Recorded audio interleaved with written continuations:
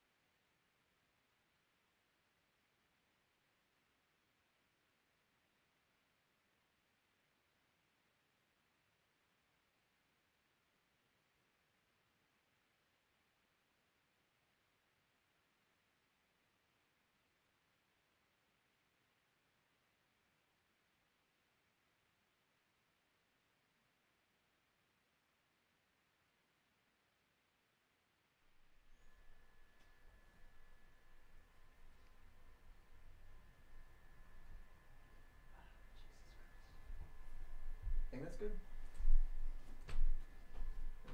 All right, everybody. Hello and welcome. We're back to the podcast. It's been a long time. We haven't done one since, I think it was November. It's been a freaking long time. This episode was brought to you by Skillshare. You can use my link, skl.sh/moderndayjames, to get all the knowledge bombs to your brain. You are going to learn so much information if you actually do the work. If you don't, you're not going to learn a damn thing. It's also brought to you by my patrons on patreon.com/moderndayjames. Get some art education. Go on there. Learn some stuff. It'll be a great time. And it's also brought to you by Jeff Bezos, the monster, at Audible. You can use my link, audibletrial.com/moderndayjames, and help ruin society. I'm joined here by some new people today. We have the new gang. There's John Clamps, and Scott's actually behind camera. You can't see him right now, but we're here with a group of people trying to get you on camera. Why don't you guys introduce yourselves? Start with Clamps. Hey, what's going on, guys? You know me from the occasional stream appearance. Yeah. I do data science. I suffer a little bit. Gonna move on to John now. Johnny boy. Wait, you suffer a little bit? What was that? Yeah, suffer just a little bit. He's suffering quite a bit. All right. I concur. I also suffer a little bit. But yes, I'm John. I'm a friend of Andrew's and James's and the family. And now me. And yeah. Yeah, And now Scott. and now We're friends Scott. now too. And to be honest, we all suffer just a little bit if we Yeah. really think about it, you know? Yeah, I it's think that's the undeniable. I think that's the name of this podcast, or the theme of this podcast, Yeah. is that life is just a little bit of suffering Yeah. here and there. I think that's just Pure suffering. Yeah, pure suffering. Off to camera, right, or whatever direction that is. It's my right. I don't know what direction it is for you guys. That's our friend Scott. You can move around or something if you want Yeah, if you to wanna- get in camera. Jump in front And- of Oh, we have a hand. Don't break the camera though. You are. Don't move around too much. You're gonna move the camera. the camera's really enjoying Scratch its that. movement. All right. So I wanted to start us off by talking about what I got really obsessed with last night for the dumbest reason. I got really into, like, you ever, as creative people, we all make shit. You ever get into a point where there's like something that you really don't need to spend any time doing, and then you just invest way too much time into it? Yes. Yeah, that's pretty much my video game experience. Yeah. Well, yeah. You have just gone through all the Dark Souls. I don't know if that's, well, you're streaming. You are creating a Yeah, lot of I've content. started doing Bloodborne streams with my 5 followers. Well, that's pretty great, man. I hope that's working out well for you. For me, I got really obsessed with making a Settlers of Catan interface Yep. for our live streams that we're going to do on Twitch. And I started getting to the point where I was programming in JavaScript. And that's how you know that Something went wrong. something went wrong. I have no knowledge of programming. I should not have been doing it. And it was just, But it's all right. It's a cool endeavor. It's just 4:30. it was, I did it till 4:30 in the morning, and it was just crazy. I feel like you've been getting better at going to sleep not at those hours. I've been pretty good lately about sleeping. like you've been ditching the 7 a.m.s for like the I don't know like midnights now. but, oh man. Well, do you generally stay up that late? Is that I was staying up that late for a while. Like when I first got started, I was staying up till like 5 in the morning. I would do these like crazy things where I'd stay up for 2 days and then sleep for an entire day. But there was also like what made it worse was you would pull like an all-nighter sometimes, and then your dad would be like, "Oh, do some construction with me," and you'd be like, "I guess so." There was a period in time where that was happening. I do want to say that we are drinking some lovely mead that is brought to us by John's girlfriend. She's not a sponsor of the show, but if we can bottle this and distribute that would be really awesome. Well, I'll let her know that it's so well received. Yeah. Andrew's just drinking water. He's not in. Yeah, I'm an He's not. H2O man. I think I do need a refill. I mean, maybe it's bad that we're shilling alcoholism to children, but I hope we're not. I mean, well, drink here's- responsibly and of legal age. So we had a really important conversation the other day that I think the public needs to hear about. It was about Siamese twins, and then I'm not. I was there I'm- for this. yeah. No, Yes. you weren't. You There's weren't a there for this, car Scott. driving over from Guitar Center. Yeah, That's where all the best conversations about Siamese twins happen. Yes, In Yeah. exactly. of course. I mean, now Guitar Center is inspiring. I'm no expert in this, but what was the topic of our conversation? Can you remind me, Andrew? 'Cause- I don't know if I recall. I had a troll in my stream the other night who was talking about Siamese twins. what were they saying? They they were asking if it's incest if you're a Siamese twin and you jerk your brother off. That's what they were I, asking. let's pick that apart. So Siamese twins. Interesting. Let's pick it Yeah. apart because Siamese Topic twins. question. This is a good way to start off the new group. The terminology is Siamese twins, which would imply that they are two different individuals, right? And if they are they thinking with two different minds? Assumably, but you know, So, you yes. you can have. Assumably. Well, you can have those. not Okay, a yeah, word. they probably are. Is But so now. you have those Siamese twins that are like maybe like attached and they share the same like this lower area. intestines. Right. There are degrees of conjoinedment. But yes, Conjoinedment. We're just- assumably they have different minds. Is this an different minds. English podcast? Because we keep making up words that are not in the English That language. is the beauty of the English language. It's very Nobody- flexible. Like Shakespeare was just making up words left and right. Nobody called him on it. That's a very good point. But It's an innovative podcast. it is very innovative. But my question is, like, okay, so the question was, if he's sleeping with his twin, conjoined brother or sister, Okay. now is that incest? I think it is. I'm going to argue that it is because they are two separate minds and they have to agree to do something. They're not one singular mind. They're not like bees or something where they're Right. they're not communicating via pheromones. Yeah. As far as I can tell. I am on that page, but I think it still I think depends on how they're connected. Where do pheromones come into play? Why are pheromones even a question? Well, hold on. So pheromones are a question for a very important reason because pheromones they enable bees and insects to almost act like one organism. They kind of act like Okay. a single cell All right. organism. So what I was saying is, as far as I can tell, Siamese twins are not communicating via pheromones, They are which not they a might hive be. mind However, of two minds. however, However. they do communicate via hormones if they share a circulatory system. Would most likely. If Uh-huh. they didn't share a circulatory system, they could probably pretty easily be Separated? separated, which I think would be what most doctors Yeah, would that try to do at that point. Yeah, I think these days that's probably. But the those norm. those don't count as far as I'm Yeah, concerned. we're talking about talking- the connected. Absolutely inseparable. Inseparable. Yes. We'll get our words Unseparable. I want to emphasize the verb to separate. Because inseparable could imply emotionally, which I Right. imagine most Siamese twins Right. are. It's Probably. Oh, absolutely. Very Most close. identical twins seem to be very emotionally close. Yes. Yeah. But That's we're a- talking about people who are physically close and can't change that. That's a good unable point. to be separated. Yes. They're- yeah. Unable to be. You got But it. but if they're connected in the fashion where they share the same just lower region. That's what I'm. right. That's the situation where it's just like, oh, But- like you both kind of want to Well, yeah. do this thing to like the thing that you share. Whereas if it's like two separate ones, then it's like, okay, that's like pretty. What if there's two incestual. separate lower halves though, but they can both feel both of them, Whoa. right?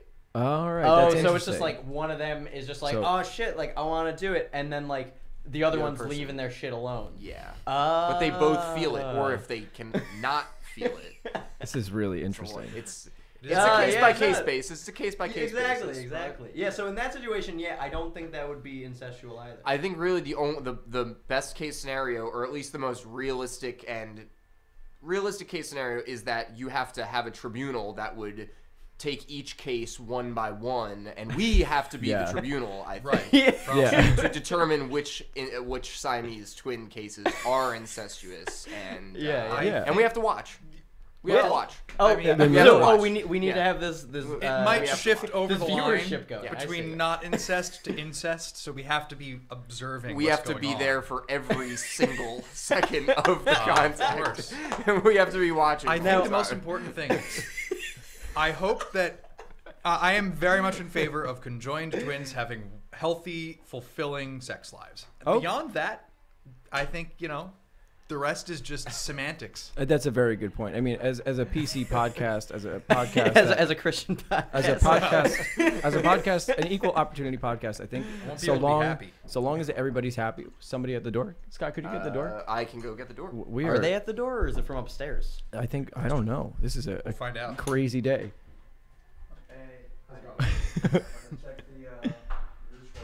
Okay. Yeah. Cool. Thank you. Thank you. Kirk is gonna call when he's here. My brother did just call. Can you Oh, he did? can you call him? Call Bill. Yeah, call my Yeah, brother. And welcome to the Modern Day Podcast. welcome to the new gig, guys. So, let me talk for a little bit. Part of what I want to do. Oh, you're calling already. Oh, I got it. part of what I want to do with this is one, I want to just have a little bit of levity, talk about absolute nonsense like we're doing. I want to Hey, this is very scientific. Okay. hey, calm down. I want to incorporate our love for board games, which is why I'm trying to incorporate those into the live streams as well. And I don't know. I mean, we had a really awesome board game night last night. Oh yeah. Yeah. That was a really intense.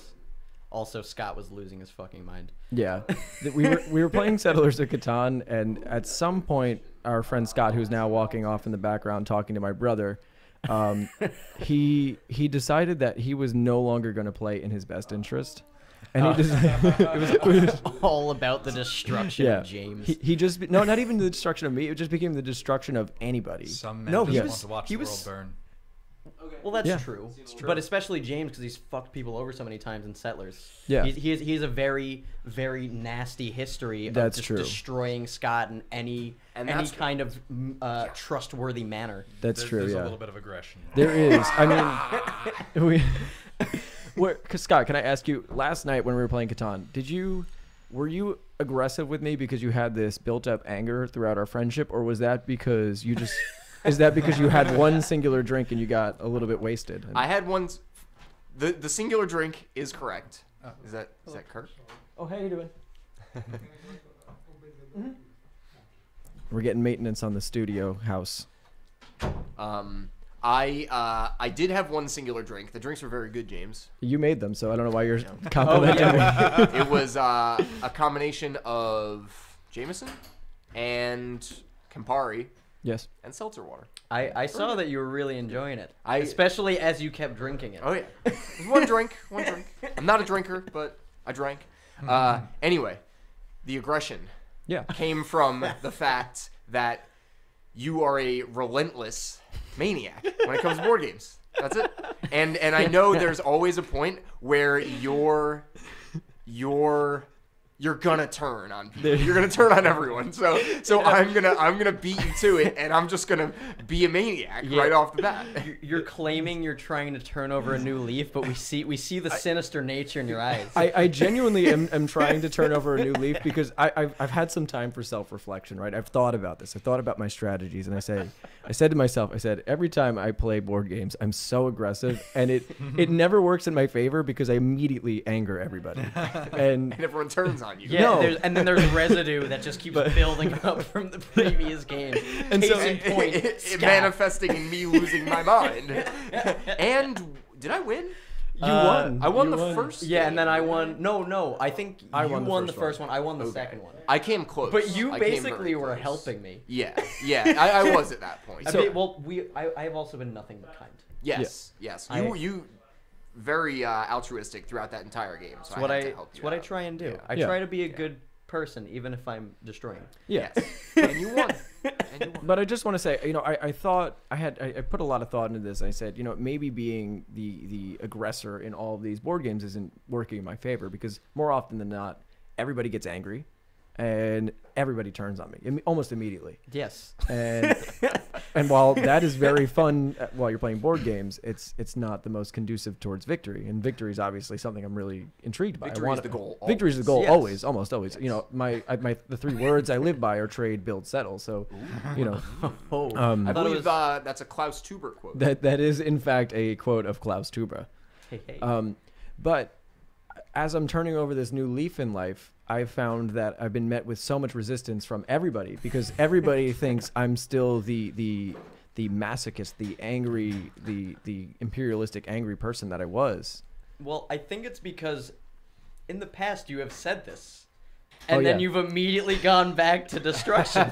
This is a long-term plan of his. He's subverting our expectations, and he's trying to pull one over on us. So he's gonna lose a couple games. Yeah. And then once we stop being so aggressive, he's gonna come back harder than ever. So you really think that this is all part of one grand narrative that I'm doing? 100%. Well, so 100%. on my end, not necessarily. I think Okay. it's just the way the mold ends up developing. You're like, oh, I want to turn a new lead or leaf, whatever the You don't turn a new lead. That doesn't make any sense. but whatever that's saying. So like, you're just like, oh, I'm trying to change, and then like, you start trying, and then like as you play on, you're like, oh, but like I really miss being the aggressor. Yeah. And then the fucking transformation that was happening ultimately just everything just goes. Well, bad. I think the mistake is that I just need to find new people to play board games with. who don't understand your strategy. Because the problem is that everybody, that you guys already know my shtick. You know what I'm going to do. So I just need to get new friends. That's really what it comes down to.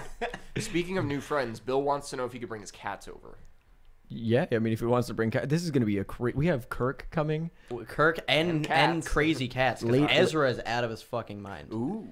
Yeah. I love that cat. He's super affectionate. So is Enoch. But Ezra, so when Lexi was here, he really enjoyed biting our heads. We'd just be like hang out on the couch, and he'd be like, meow, fucking just like biting fucking head. I also got a text from Ross Dinger.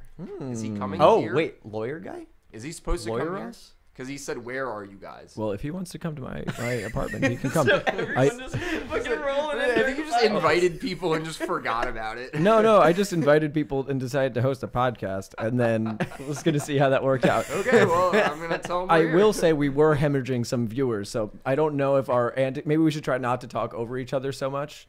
Yeah,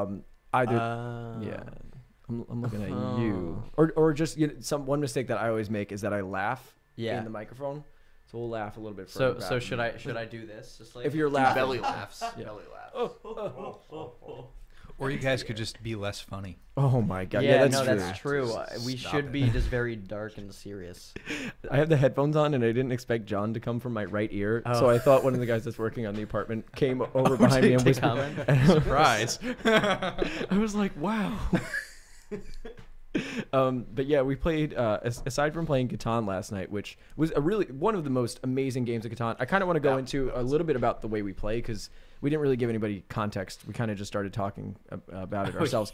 Talking about you being the So pure part of destroyer. one of the mechanics that we introduced into Catan that's not in the actual rule book is that when you roll a 7, you have the option to move the robber, but we added an element called extortion, which is a thing that you do in everyday life. Obviously, you extort people here and there. Naturally. But we added it into the game where you can threaten people to place the robber on their piece in exchange for gifts. And if you get a certain amount of gifts, then maybe you won't place the robber on their piece or on their land. Yeah, that's the hope. Yeah, that's the hope. But I built a reputation as being an aggressor because I would extort people, take their tribute, and then I'd put it right on their board piece. Yep. You should Yeah. never do that.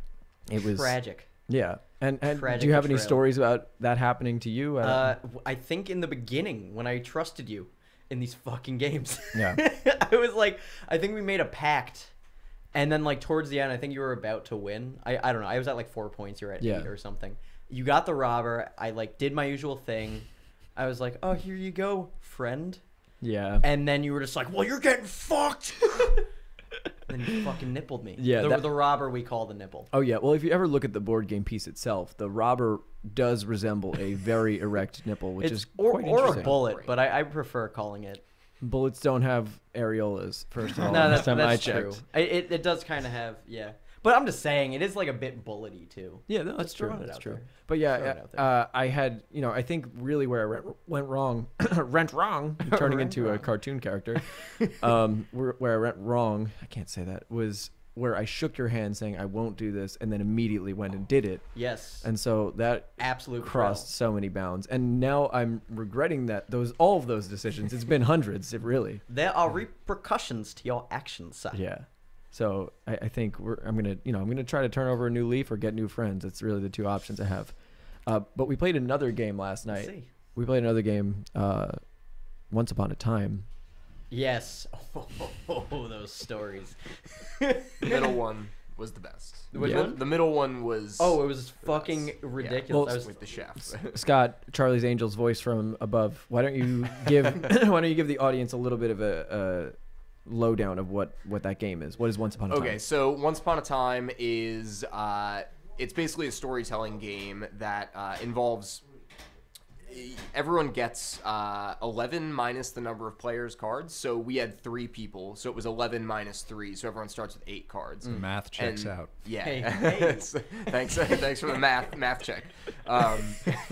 So we always need a math guy on.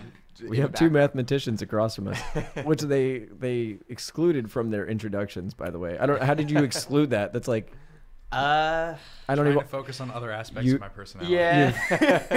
They're not Friendship just with numbers, you guys. James. I mean, our derpiness is more important at You this, guys- at this time. You guys have lost your opportunity to introduce yourselves properly, and now people will just know you as Math Guy, as Naru123 has just mentioned.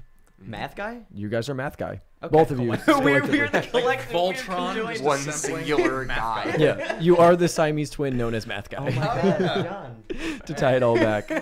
So Scott, continue. Tell us what about this game and how it works. Once Upon a Time is the game, and you have so we each started with 8 cards, and eight plot points is what they are. There's aspects, which are like kind of like adjectives. There's places, characters, items, and events.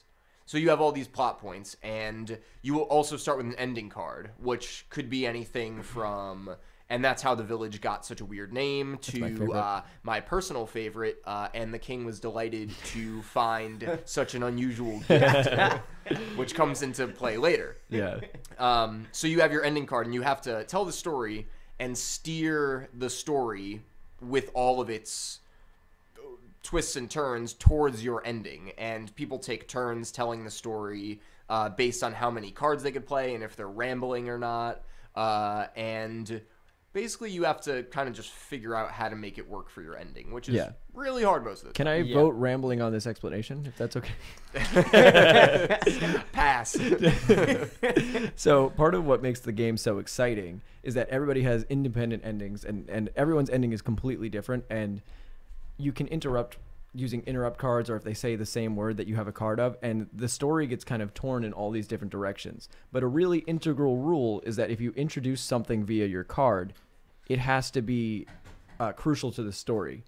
Now, this rule was, I would say, the rule that was violated the most last night, where within Violations everywhere. within it was yeah, aggressive. It was aggressive. So within the matter of 3 sentences, a new character was introduced who was a talking horse who was introduced by Scott. Indeed. Yeah. I did it. Yeah. This animal can talk. Yeah. So this talking horse was introduced to the game. The talking horse had an affinity for human women, and had a friend known as a prince, or who was a prince, who came to his rescue, only to then be upset by his behavior and then murder him. So we had this loop of a story that took place within a story about this anal sex loving horse. I mean, let's be honest. Yes, let's be honest. Let's If be- anything, that's all we can be honest about this whole story.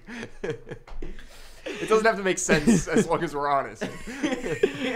and so this horse, the horse is brought into this story. It travels up this mountain, which fortunately has stairs to make it easier. Which Yeah. I don't know why it had stairs, but we're lucky that it did It have was a stairs. very innovative mountain. It really was. And Science, technology, engineering. yeah, yeah. Stairs. And all within this very short time span, this new set of 4 characters was introduced, and they all ended up dead, and it really went off the rails. But we had 2 other stories that were kind of successful. Do you remember them? There was the chef. Oh yeah, the first one. Tell me about the chef. Yeah, the first one was a chef, and it needed to go in search of like this mythical butcher's knife or something, and it's traveling through the dark woods, and it finds a ring, and the ring can make it really small, so that way, even though it travels really slowly, it can hide from its enemies. And as it's traveling, it stumbles upon a bonfire that is presumably filled with thieves just running around it, and he decides thieves do. he decides to take off the ring because he and grab the butcher's knife that one of the thieves is running around with, because he's like, oh my god, that's my fucking knife. And he takes off the ring, assuming that it will make him big again, and it does. And he realizes that they're all just a bunch of ugly trolls, and they had eaten a bunch of thieves and just put on their clothes.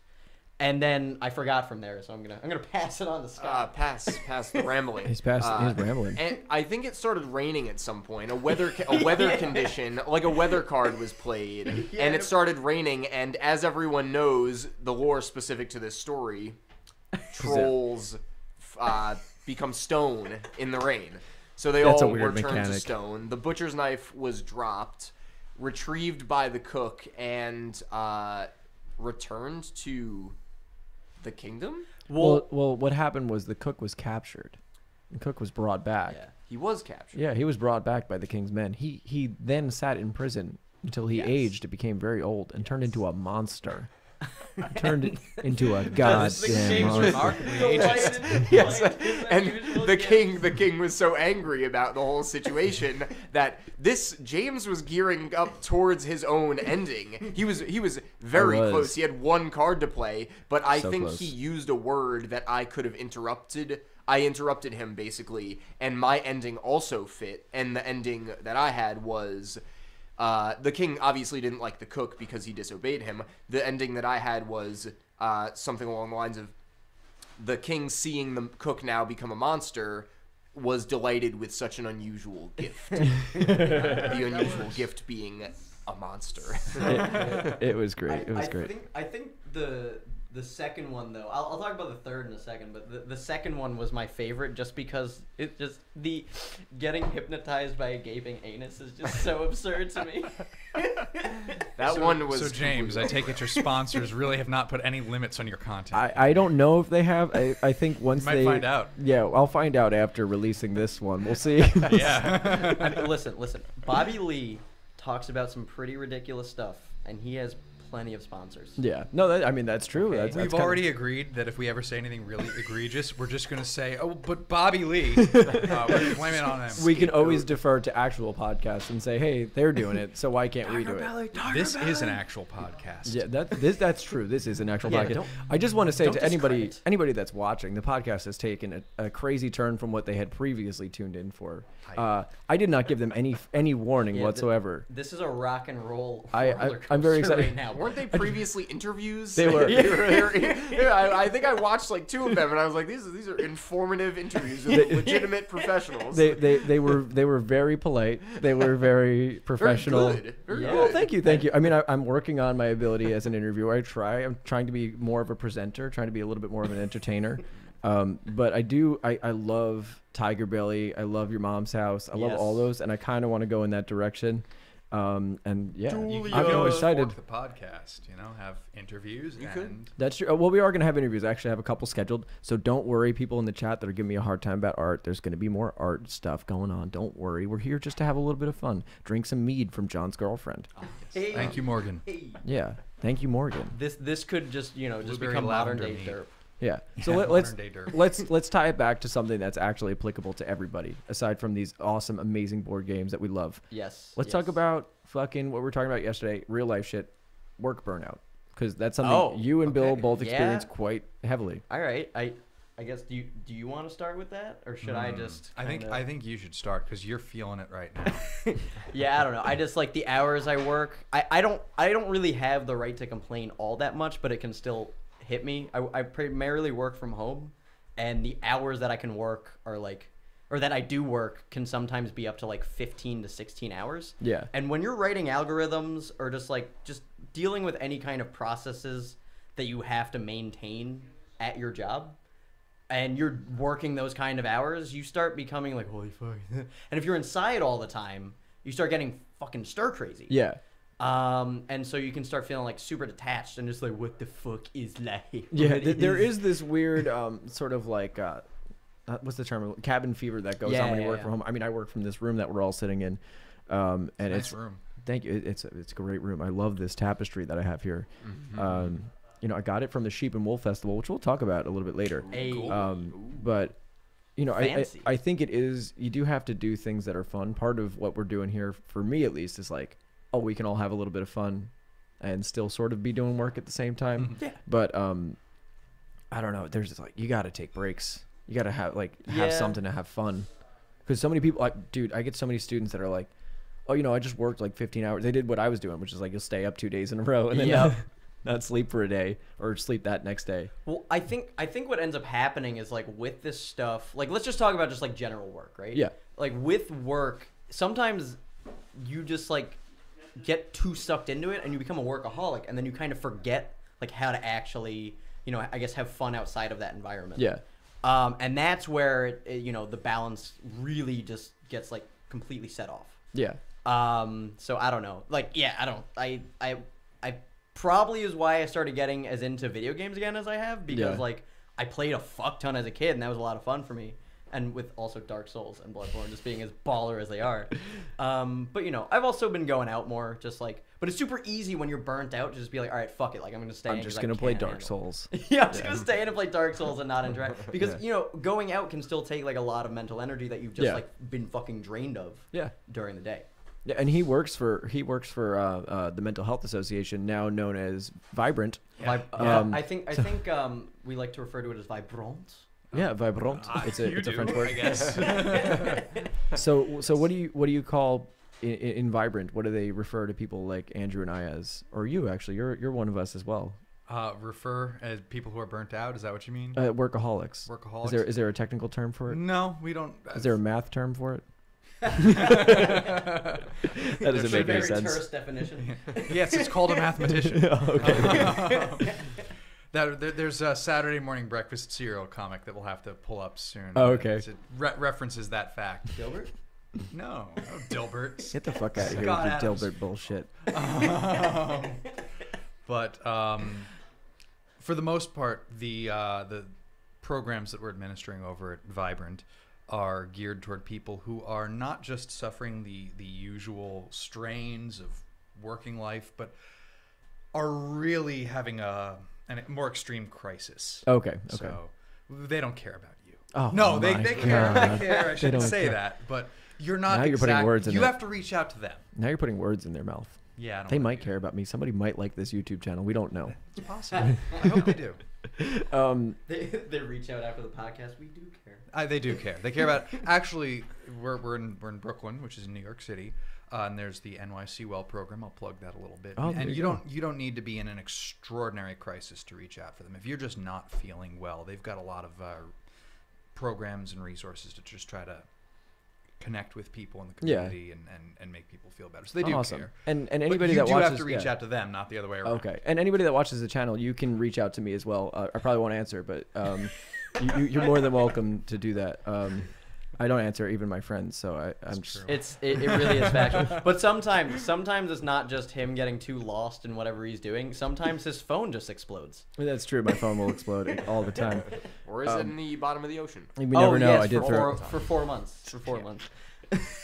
That actually is a true story. It was in the Yes. bottom of the ocean for 4 months. But getting back to what we're saying, I think part of it, because you guys have a similar level of stress in terms of like your working conditions that I do, and I'm like running a business, but they put that on you. They put the same level of stress, it seems like, as employers. Because I notice it with Bill, where he'll be at home thinking about his work or thinking about his boss, and it's like, fuck that guy. You know what I mean? Like, Well, I think some of it is not like purely from the employer. I mean, ultimately there are deadlines and there are infrastructures that are handled. Yeah. And Bill, a lot of the time, has to construct that infrastructure and Yeah, needs to be sure nothing yeah. breaks. So, certainly there's stress from the deadlines, but like, at least the way he's described it, it's still actually pretty chill where he's working. It's just like the kind of stress that he puts on himself. And also I get it, because like at times it can be pretty relaxed at my company as well. It just comes down to the kind of shit that we maintain and Yeah. have to like, there's something called technical debt. So like, you do something once and then it's like, okay, this works, but you have to go back every so often and then refactor the bullshit. Gotcha. And wait, question. Is credit card debt a technical debt, or is that... no, that is an It actual is debt. technically Oh, debt, okay. but it is actually. Is that debt. technically It's not debt? Oh, okay. Well, I gotta deal but, with that. But so you have to go back and you need to refactor and optimize your scripts so that way it can run better. Because I mean, sometimes things work initially and then it just breaks. Okay. So am I And- wrong in saying that more of your stress is self-imposed than external, or is it? It's a combination. There's definitely a lot of like, at least I think it really hits Bill more than me, but like we both really just like to do well at the things that we pursue. And so if we're working for someone, we would like to show that we're doing a good job. Yeah. And as you start building up, this fucking like this stack of processes, naturally the company is then Okay. putting pressure on you, but Yeah. also you're putting pressure on yourself. You to become make sure that emotionally everything invested works. in the product Exactly. itself. Yeah. Can I have a little bit more mead Yeah, by any absolutely. chance? Because how epic is that to say? Can I have some mead? Yeah. Second, we have a question from the audience. I don't know if this is a legitimate question or not, but that's fine. Do you guys have that dark void feeling and start questioning what's the point of all this? Oh, we yeah. will die anyway. Thoughts? Now that is a very nihilistic take on Yeah, that. that's definitely some I existential do want to nihilism point there. out that Vibrant administers the National Suicide Prevention Lifeline. So if you want to plug that, if anybody needs it, no joke. If you need it, Yeah, it's no, there. actually- It's resources for everyone, and they do care about getting out to people. And if you need them, reach out. But that is a pretty good question. You have a thought? You didn't mean to interrupt. Oh no, it's cool. I think it's very important to give a shout out to Vibrant. Well, more the National Suicide Prevention thing, because Yeah. anybody listening, if you need that sort of resource, it's there. Don't Yeah. forget about he did that. say that we will die anyway, and I don't know if that's because he's going to kill us. Oh, Or that- Yeah, right. 'Cause- He's please like, "Y'all don't. better watch out." Yeah. I've got a lot of like appointments that I need to keep. Yeah, Please don't kill me. He sounds like he knows a lot about when we're going to die, and that's kind of scary. Dude, I don't I wanna know. wish I had that kind of insight. That's Really? amazing. Would you want to know when you because were gonna die? honestly, I feel I like wouldn't. that would be a really, I would not. I mean, know when you it's certainly like kind of scary because it's like, oh fuck, I now actually know when it's gonna end, as opposed to being like, oh, I know what happens at some point, but I don't know when. Because then I feel like, I don't know, you might be able to structure your life in just like a completely different manner. Than Yeah, but then you have to currently start gearing your decisions that as you approach that date, you just do more and more erratic shit. It's like, well, I only got 2 days, so I'm just going to jump and I'm going to rob a, Yeah, a I guess, bank. And I like, guess if it was 2 days, Sounds maybe. great. Like, let's say it was like 40 years down the road or something. You knew the exact date. Like, if for instance, in Slaughterhouse 5 with fucking Kurt Vonnegut, Yeah. right? He witnessed, because he was unstuck in time, he witnessed his death like over and over again. But, you know, just kind of having that knowledge and just like still kind of living, doing. He was a little bit on autopilot, but still kind of like living and doing just like yeah. things with this knowledge. Like, I don't know. I feel like if it was 40 years down the road for me, I would probably, I don't know, shape things in a different way to maybe like retire sooner or like do more music stuff. I don't fucking Yeah. know. I don't know. I mean, Different that's things. I kind of the thing with like saving money too, because you're saving for some abstract kind of Yeah. thing you don't Yeah. know, so it can get to the point where you're like saving indefinitely, and you're Yeah, like, you're well, I just- don't know how much money I Yeah. need, so I'm just gonna keep saving it all, and like You become a pack rat and start Yeah. saving for the sake of saving. That's why Exactly. I always invest in studio equipment. And then Bitcoin. I always invest. I think they have Badcoin now. I always invest in BitConnect. I think it's a great thing. Oh, BitConnect. I just want to say that the person who asked the question, the is life meaningless question, says, quote, "And I want to kill you." Oh. No, he had a typo. He had a typo. He got typo. to defend He, us. he said, "And I won't kill you," but he actually thank you. he had a typo that said, "And I want to kill you." So it's cool. We all make typos. Which is really great. I We guess didn't answer his actually- question though. We Yeah, didn't yeah. answer his question. I guess actually answering that question. I mean, of course, when you're really fried, you're gonna think like, okay, what the fuck am I doing right now? Like you're like, there's more to life than just this. Yeah. But you know, once you're like less fried, you might still have those thoughts. I mean, I've been stuck on like that kind of, you know, I get stuck in that thinking at various points, probably since I was like 14. Yeah. But you know, that's just kind of what happens when you get burned the fuck out. You're just like, there's got to be Yeah. something more than feeling this. Yeah, so for me, I always have this like, I feel like there's a grand narrative in my life where I'm like, okay, this is all going to lead towards something, and it's Yeah. all going in one direction. But then in like the moment to moment thing, when I have a night like last night where I invest like 10 hours in Catan streaming, then I'm like, what is the point of Yep. you know, then you get a little bit, you start questioning that a little bit. And I did wake up with a significant degree of regret. I was very What tired. time did you wake up? I woke up at 10 and I went to bed at 5. Oh, So I was like, oh my God, this is so ridiculous. But then, you know what? I started drawing, and then And now you got some coffee in your system. got coffee in my system, Hey. completely reverted back to the Yeah. positive view of things.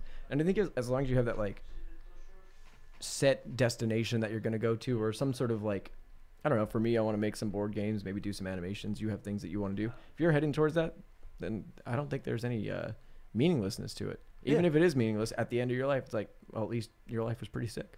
Yeah, I mean that's the whole thing is like, you know, at the end of the day, one could argue that like a lot of the things that we do might be meaningless, but we give meaning to the things that we do. Yeah, exactly. Right? So it's like as long as it was meaningful to us and we actually feel okay doing these things, right? For sure. Now we got a question. Philosophy. Have you guys seen the new Gillette commercial? I have not. I've no. heard of the controversy, but I haven't seen the commercial. I vaguely remember Gillette commercials from ages ago, but I don't commercial. Well, I don't know if you want to get into it. Okay, fucking lay it on us.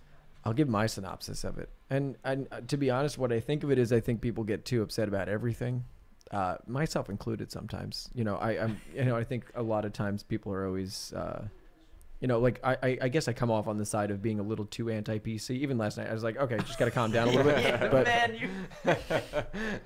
yeah, you definitely get worked up. but in hindsight, with a little bit of reflection, I say to myself, you know what, maybe I shouldn't get so worked up about it. What's the worst that's going to happen? This stream's going to get demonetized, and that's not a big deal. Or maybe they'll give me a community strike on my YouTube channel. We'll find out. I think a copy strike is more likely Yeah, because yeah, it's YouTube.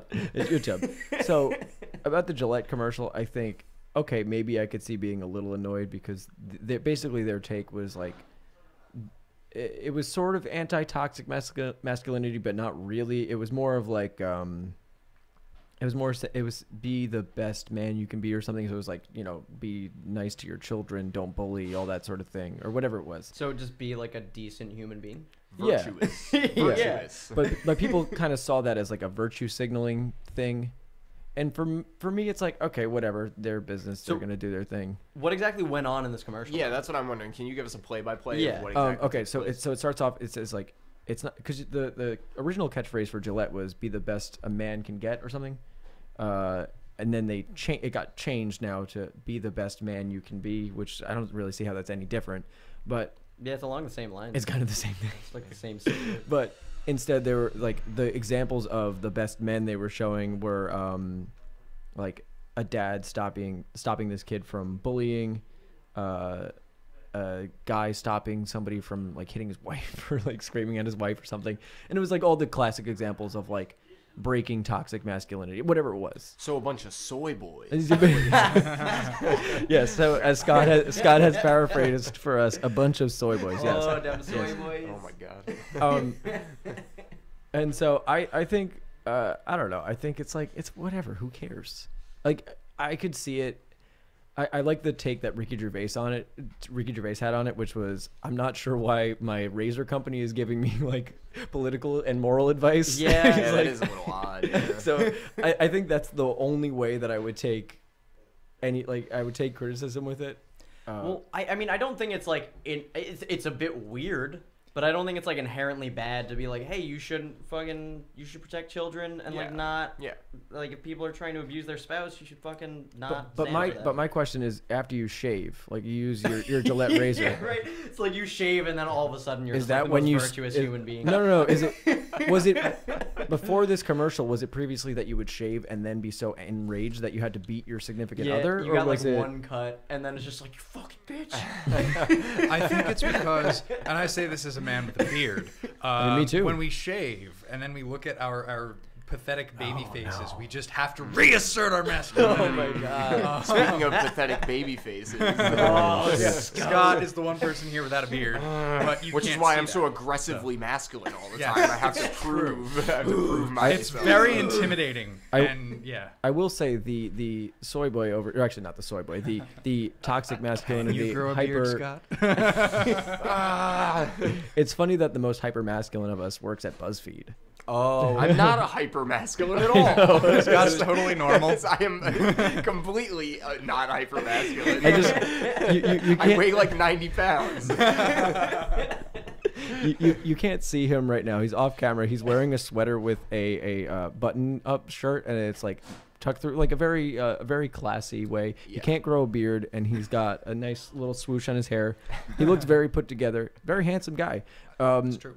But he's not hyper masculine. I think he's the opposite of toxic masculinity. If I had to Why, describe thank you. I think Welcome. Scott is an Thank example yourself, of thank virtuous yourself. masculinity, right up there with Mr. Rogers, or 100%. yeah. Me and Mr. Rogers, that's who I take most of my like kind of life guidance from. Yeah, I mean, you're definitely going for that style and that fashion. I like Oh it. yeah. Oh yeah. Big time. But I will say, yeah, I think that's my take on that. I mean, to each their own. If Gillette thinks that this is their approach that's going to work. yeah, it's No. a bit odd. I mean, the thing with commercials is that they have like such insane budgets, and they're just like, I think because so many people they are hoping so many people watch television that they're just like, oh fuck, like we should maybe preach a little bit of philosophy or just like virtuousness or like make this a fucking movie. Hey. Well, it's like because I mean, I think what people are more angry about is the fact that like Gillette's even getting political. Like James said it before. Like, why is my razor company trying to like well, I didn't say instill it. moral value? Ricky Gervais said it. But... Ricky Gervais said it. Okay. Yeah.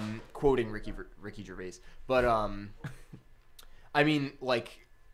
I think it's mostly just Gillette trying to get their name in the media. Yeah.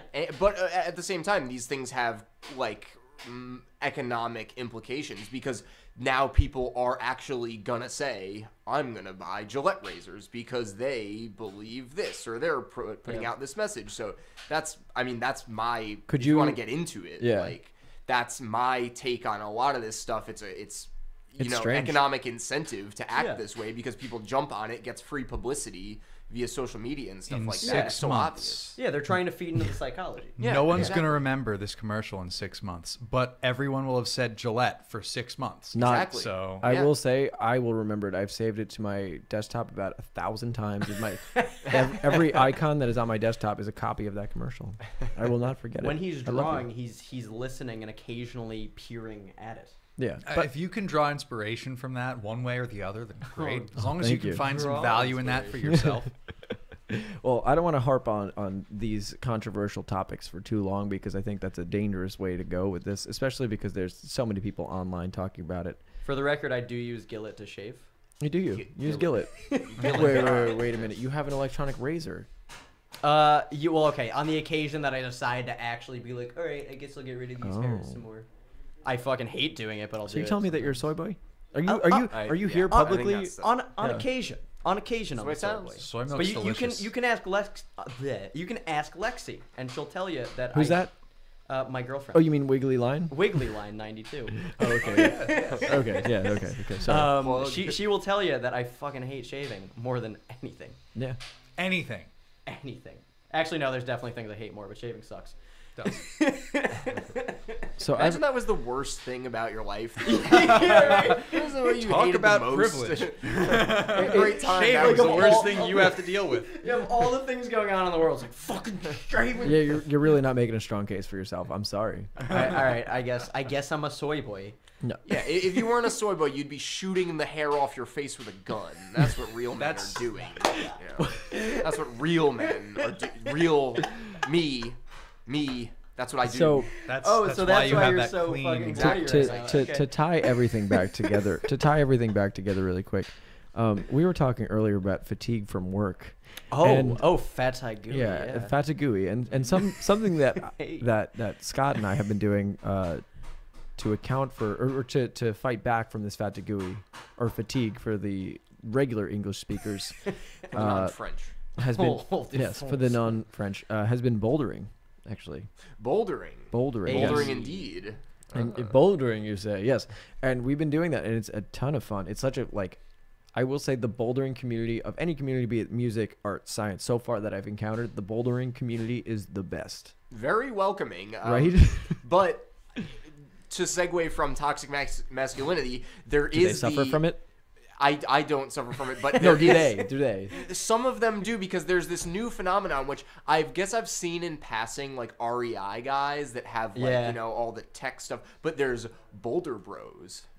And Some BBs. Oh shit. They're very intense guys, and they're all decked out, and like they are bouldering. They are the epitome of bouldering. Can I say a quote that like summarizes this whole thing? Rest is a privilege that you have to earn. Oh God! Actual quote. Fucking military dad. Actual dude. quote from Yeah. a trainer to 7-year-olds. I thought it was his dad. I didn't think it was a No. teacher. So it was a fucking trainer. It was a group of Whoa. It was a group of very young rock climbers. They were all like 7 years old, and this guy is screaming at them. He's like, "Rest is a privilege that you have to earn." And we're like, "Oh my God, dude!" Which What is like, went wrong in that guy's life that I don't brought know. him to that moment? I don't know, dude. But Yelling that at 7-year-olds. I will say in a he is bouldering amazing class. at climbing. He is Probably so pretty good at it, but I guess he makes his money by by screaming at 7-year-olds. Yeah, maybe. So I mean, if they keep coming back, though, he's got to be doing something Yeah. right. Like the parents are like, oh, he's teaching you discipline. They're Yeah, all. right. I will say they are all absolutely amazing Yes, at climbing. Those It is kids are very because they good. weigh 40 pounds. It doesn't count. no. No. It is not just their very lanky, They're very like lean little bodies. spiders 'cause they are so light. But yeah, Yeah. like they're getting taught some crazy technique I'm by sure that they by I guess military boulder guy. Yeah, but it's funny. You know, Military I heard a drill. little bit of banter between them. They're dishing it at him. They're like, "Oh, how come your hairline's receding so much?" So, from a 7-year-old? 7-year-olds. That's Wow. precocious. Damn, those some witty little kids. Ouch. Oh, that's awesome. So it goes back and forth just a little bit, which I thought was kind of funny, and I was like, Okay. "Oh, all right." All right. But I will say one of these. I actually every time I go to bouldering, what I love about it is, speaking of the art community, it kind of reminds me of that, where everybody's like really willing to share the secrets and we're very willing to share Most of the time, the yeah. techniques. yeah. Yeah, I mean, I don't know about art community all the time, but Mhm. but with the bouldering community, when we go there, I'm like, I watch somebody do something, and so much of it is learning, just watching what somebody does, and then trying to emulate that. Because there's so many different like techniques about how you distribute your weight, how you grab onto something. And I just asked some people, I'm like, hey, can you show me how you did that? And everybody is so willing to do it. They'll just show you the techniques. And there's some shit that I never would have thought of. I would have been sitting Right. there for Yeah. just days. And, you know, oh, loud. Oh, sorry. And like, They're just trying to take part. yeah, I understand. They're far away. They have to make a lot of loud noise. Content production. And so for me, I was trying to man through it. I was like, oh, I'll just use all upper body. I will just use all upper body strength. And it turned out that's not the way you Yeah, climb, yeah. You so- gotta use a mixture of fucking everything. A lot of leg power. Yeah. There was one that me and Dave were trying to hit. I mean, you've been there far more, so you definitely can attest to it more. But yeah, there was one dude. I think he was trying to help his girlfriend, and me and Dave were struggling on the same thing. And so he's like, "All right, let me show you guys." And we were like, "Oh." Dave got in a second. I was still struggling, but still, it was like I was like, "Oh fuck!" Like that was Yeah. brilliant. It- What the hell, man? When you're waiting, there's only so many rocks to climb. You have no choice but to sit there and Yeah. watch other people do it. But the thing that I think is cool is that it is not gender segregated whatsoever. Yeah. So that's something most people probably don't experience in Yeah. sports. Like sports teams forever Yeah. are always sex segregated, and if you go there, you could see, no matter what body type or anything, there's so many, anyone could be climbing anything, no matter if you're a woman or a man or whatever. You can like all kind of work together, so it forms more of a community, whereas if you're just like, separated into specific people, so it's a more cohesive thing. I Yeah, think. it's more welcoming to like regardless of like genitals. Like, Yeah. my friend Abby actually did climbing for like, I don't know, fucking I think probably her entire college career, if not the entire, probably like 3 years of it.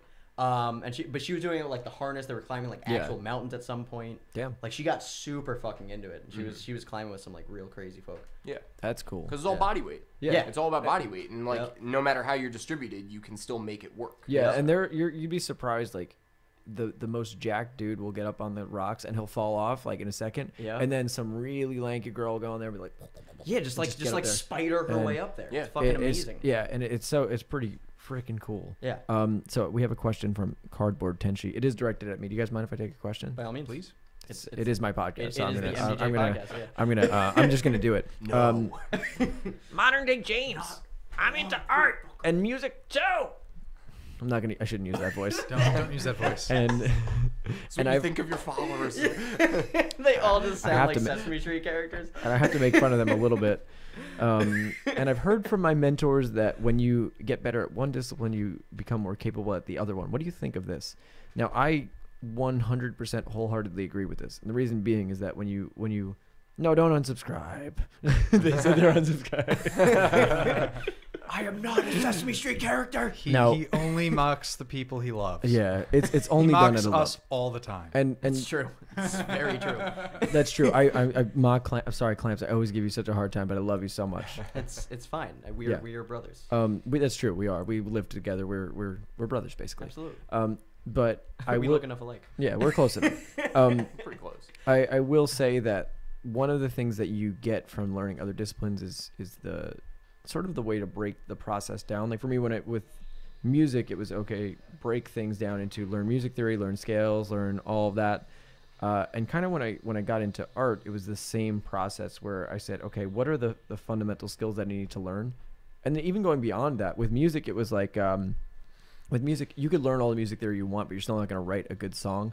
And I think there's this part that you have to do where you transcend the theory aspect of it, where you start just kind of going purely based on emotion, which you just rely on whatever knowledge you had built, and you leave that in the back of your head and try to forget about it as much as you can, and then go straight based on emotion. Now, I can do that in music, and I cannot for the life of me do it in art yet, but my hope is to get to that point. And I don't know if you guys have experienced anything similar. I know you play music and you code and stuff. And Yeah, so with music at least, because I mean code, I definitely get super lost. I've had like a span of 3 days where I like killed off an algorithm in 30 hours just because I was like in the flow.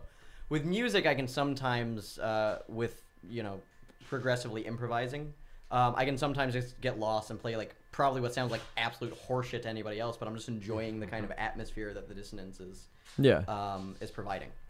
So I feel that a bit. Probably more in music just because of that. That's far more expressive than coding. But do you think that, like, okay, so you went to school for statistics, or was it math? Pure math? It was pure mathematics in undergrad, and then statistics in graduate school. But you learned music first, right?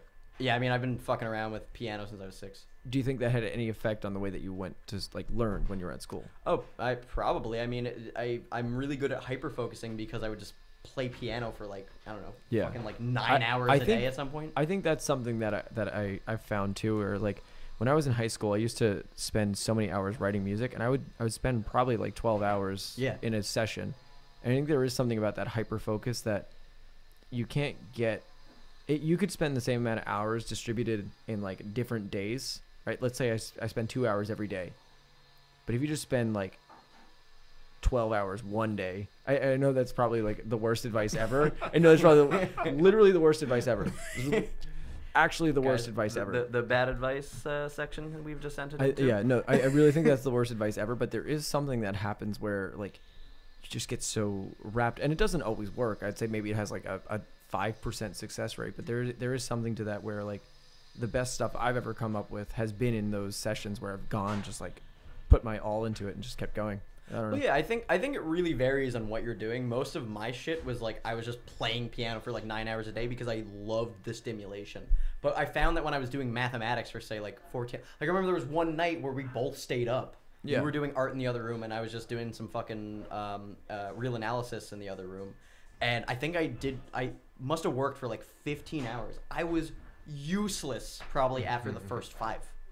Okay, yeah. You're just kind of like drudging through, but of course it really depends on what you're doing. Yeah. And I guess, I don't know. So, Sviatoslav Richter was a piano interpreter from the 20th century, and he lived by never playing more than 3 hours a day because he found himself to not be very productive after that. Okay. And so that, that kind of goes, I guess, more towards the standard advice of quality over quantity. Maybe it's to each his own sort of thing. Exactly. You find what works best for you. But the standard, I think, is you want more quality because you can go for 15 hours and not really get much done. No, that's true. And I've had that happen as well. I've certainly had that happen as well. I'm just thinking of, like there was some nights, I mean, Revital Zed, the music that I wrote. Revital Zed. Hey. That particular song, the first half was written in one night, and then the rest was like spanned over a year. And for me, like sitting up and not quitting until I got it right helped. Like that was the difference maker for me, because had I ended, I distinctly remember the night because it just stuck out in my life. Had I quit 5 hours earlier, maybe the future of that would have completely changed. And I have no idea. Right. But I don't know. There was something to it that it got just so much better over time. And maybe it's just for me, but as I like hunker down and really like, I know that I'm going to turn off my phone. I'm going to turn off everything and just invest everything into this one piece. It always comes out better. I think that to bring it back to the topic of getting better, sort of cross-discipline, I think that what you both have kind of latched onto is a really important point. There are certain traits and certain skills that are common across those disciplines. And so as you're getting better in one, you're also training something that's going to serve you well in the other. Yeah. And yeah. that's how getting better at one thing can make you better at another thing. One That's of true. the ways. There are other things involved too. Well, I gotta say, guys, this has been pretty positive. I don't know if you want to end off just yet. I'm down to keep going. Yeah. I don't. We have Bill come in. Oh wait, he's here. Well, Bill's gonna. He texted me saying he's on his way. Okay. So he'll be Bring here at some cats. Yeah. Oh, Maybe we so should we keep got an going. Ezra that's gonna bite heads. What's good? Scott, what's going on in your life? Why don't you tell us? Why don't you give us an update before I end the stream? I'm a freelancer, which is an interesting lifestyle, but I'm given 40 hours a week, so I have a very steady freelance Yeah, it's job. very full time. But I could drop those hours anytime I want to. So that's what I'm that's why I'm staying in the job, because it's a good job. Do you want to plug anything? You want to plug anything? Any of my own things? Do you want to plug yourself? Be like, hey, hire me. Yeah, if you need audiovisual work or writing or editing, then contact James Murphy and he can get in God damn contact it. with me. And now you're an agent. God damn it. This is my agent, by the way. Dude, I'm not your agent at Oh, all, and I always taking on things. they'll email me. They'll probably email me, and then I'll just forward it to my trash. Because that's what you are. That's what Ruining you my are, Scott. career. That's what he does to soy boys. Okay? Grow a beard, damn it. I just want to say that our good friend Ross made fun of us. He quoted me saying, "Scott, what's going on in your life?" And then he says, "Pans to camera, still not showing Scott." Oh, look who is here! Oh, hey. We are currently live on the air with. Should I bring the cats out? You can bring the cats out. They will be the most Just popular can you part bring of this. Beatrice over to me though? Oh my God. Can you bring Beatrice over to me, quick? Can I close this door? Yeah. Bill, can you just bring me my cat? Where's Right there on the couch. Hiding. Oh, we now have 3 cats here. It's very crazy. Wait, Dinger's making jokes about me? Dinger's making fun of me. Actually, he's not making fun of me. Hello. Oh, yeah, this is so my brother. wait, what did- Wait, Bill, this is the first time you've appeared on camera. I don't know where to look. Well, Anywhere. right now Except we're that, on you know, that camera. Not at Scott, because he's off camera. I got here as it was starting, and Yeah. I was like, I've got to sit over here. Well- Trying to get along. Okay, we'll see. Well, while everybody's here, I just want you guys to know that we can do a quick commercial break. This episode of of Cat Nonsense was brought to you by Skillshare. We now have 3 cats Oh, here. they're gonna knock that camera over. Oh my god. This is why I should end the stream. Wait, but so all right, just finish off with what Ross was joking about. Ross was just making fun of the fact that I asked Scott about his life and then switched to a camera that didn't show Scott in frame. Oh. That is pretty funny. That's a good point. Yeah, I feel like I should switch spots with Scott so he gets. But a I little don't. bit I of- don't have a. Yeah, I mean, unless Cycle. you Oh, want to Scott. cycle out. Yeah, cycle out. Bring Scott in here. Is that Watch your that bass guitar. Bill? People think you're my clone. You want to come over here? You guys are completely identical. All right, now welcome Great. my brother and the soy boy Scott. There he Scott, is. Soy Boy Woo! Scott. Oh, that's too much alliteration. It's gonna stick. Soy boy Scott. There you You're go. right. I'm glad I can look at you guys now. Yeah. How do you feel about it? We're glad you can look at us too. Bill, Bill, Bill, do you wanna sit over here? Hey, John. Oh, what about Enoch? Oh my God. Chaos. Just as I just want to say, as somebody that Here, take a cat. Oh my God. I was told, early on in the internet career that cats are the thing that really get a lot of viewership. So I said, Bill, you got to bring over as many, please bring over as many Bring over cats as as you many. can. You have to do a commercial break holding a cat. All right, This will like, be the give best me- thing for give your me enough. Get sponsors. us Frisky sponsorship. All right, hold on, we will. Yay! Yeah, that's not a bad Right? call. I know. Can you just jump away? Can you do me a favor? Can you close my bedroom door? Yeah. Because they're gonna eat Pigsley. Oh my Oh God. no. This is my Oh favorite. God, that's actually like something that really could happen. I Oh saw the my way God. Pigsley handled Beatrice the other day. I think it would be a pretty fair fight. Pigsley is. All right, let's talk about Pigsley. He Did is. Pigsley beat up Beatrice? What, he beat her up? What? He That's what I could. heard. It was like he put up his little like guinea pig fist. It was I- like, Yeah, that's what I thought. I kid you not. He actually bit Beatrice, and he got her like to jump away from him because she's so. Pigsley is so tough. Pigsley does not back down from a fight. Yeah. He says, "This is my territory, and I won't back down." yeah, he's a tough motherfucker, yo. Yeah. Guinea pigs are extremely violently territorial. Yeah. Yeah. No, And no Pigsley, joke, considering he's been putting his fucking fists up. Pigsley has a few. Adorable. Yeah. He has a few characteristics. One of them is being a complete spoiled brat. The other is being very territorial. So if anybody goes in his space, he gets very angry. In his 1 by 1 foot space. No, I built a little thing for him. He's got a whole, yeah, he's got a whole little I haven't area. seen the thing. Yeah. So Scott, tell us about. You want to talk about BuzzFeed? Want to talk about working there? I don't know because I don't know what I can really say about Just like BuzzFeed. explain about like I don't know what you do. What like. I work in the news studio, so I'm not on the news team, but I broadcast a show. That What are you goes doing out over on the there? news. Trying to adjust it. All I hear is tapping in my ears. I'm like, Sorry. That microphone is hot.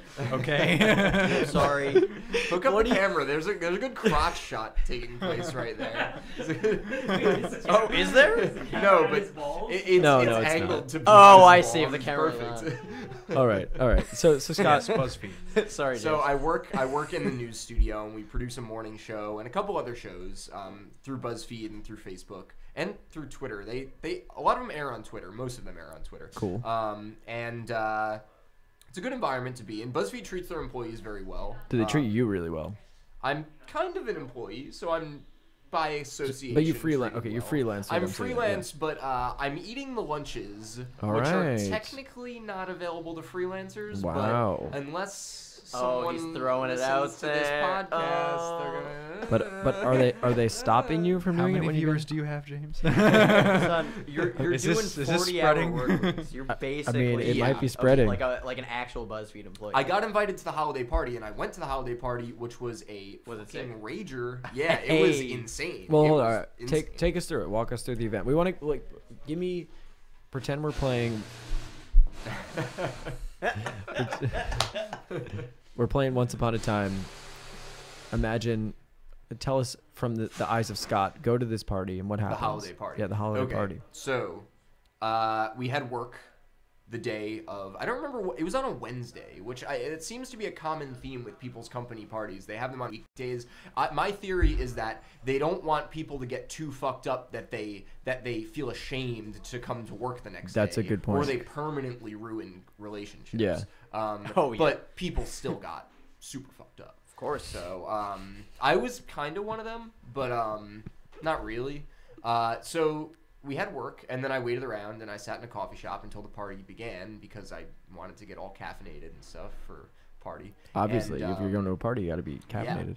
and it was at like an event space, and it was full of just insane, props and just everything that you could want at like a dope like club. It was like a club, and they had a crazy DJ and light show and a ton of food and free alcohol, and it was out of control. Wow. So yeah, I mean, I've never worked at like a company like that before, or a company in general. I was always doing like weird other jobs. So How long was this shit?